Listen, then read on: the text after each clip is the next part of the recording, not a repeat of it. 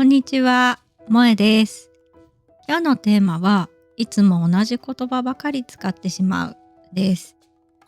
日本語で会話をしていると、また同じ言葉を言ってしまった。もっと違う言い方がある気がするけど出てこない。そんな経験ありませんか？今日は日本語を少しずつ広げる考え方をお話しします。まず、いつも同じ言葉を使ってしまうというのは全然悪いことではありません。だって、よほど特別な生活をしていない限り、だいたいいつも同じようなシチュエーションですよね。そこで、日本語がまだ安定していない時に、一番安心できる言葉を自然と使い続けるのはとても普通のことです。例えば、今日は寒いですねと言われたら、そうですねと返す。これはとても便利でとても正しい日本語です。でも、毎回これだけだと自分でもまた同じだなぁと感じてしまうんですよね。なので、今日は同じ言葉が悪いという話ではなくて、この同じようなシチュエーションを使って日本語を増やす工夫についてお話ししたいと思います。このやり方のいい点は、日本語を増やしつつ、相手からの印象も良くなる点です。では、早速日本語が広がりやすくなる方法をお話しします。私がおすすめするのは、今の言葉に少し足すということです。例えば、冬のある日、今日は寒いですねと言われたら、そうですね。この日本語を覚えて定期的に言ってるとします。これだけでももちろん OK です。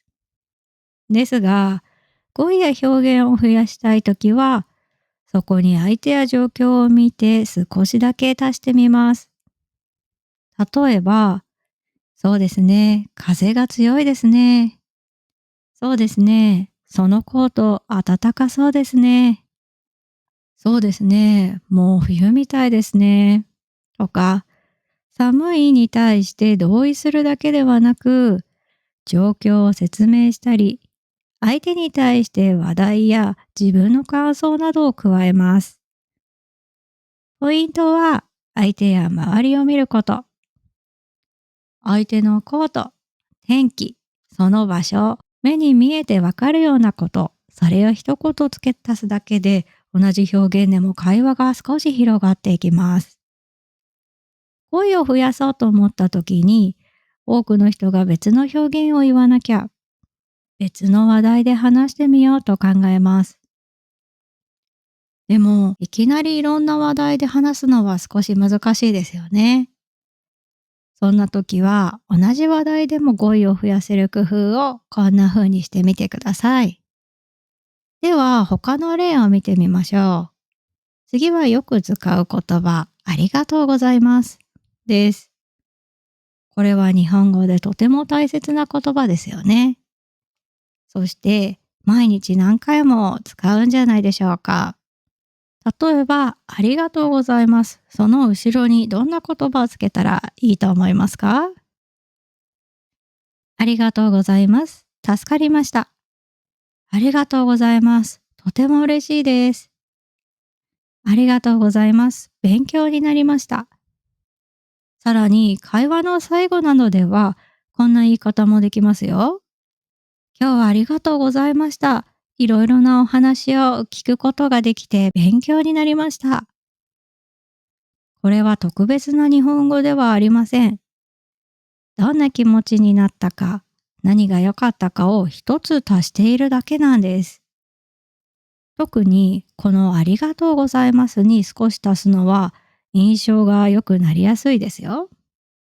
こんな感じで同じようなシチュエーションでも一言言葉を足すという意識をするだけで語彙を増やすことができますよ。それでも言葉が出てこない日もあります。やる気もない日もあります。そんな日は無理に変えなくて大丈夫です。今日は寒いですね。そうですね。ありがとうございます。だけでもちゃんと会話はできています。日本語は毎日チャレンジしなくても、少しずつやっていくことでちゃんと積み重なっていきます。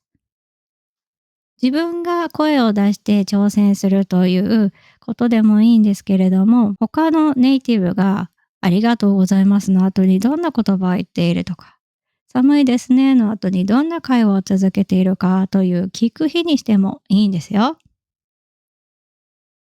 では、今日のお話をまとめますね。同じ言葉ばかり使うのは自然なことです。これを言い換えようと思わなくて大丈夫です。同じ言葉に一言足すだけで日本語は広がります。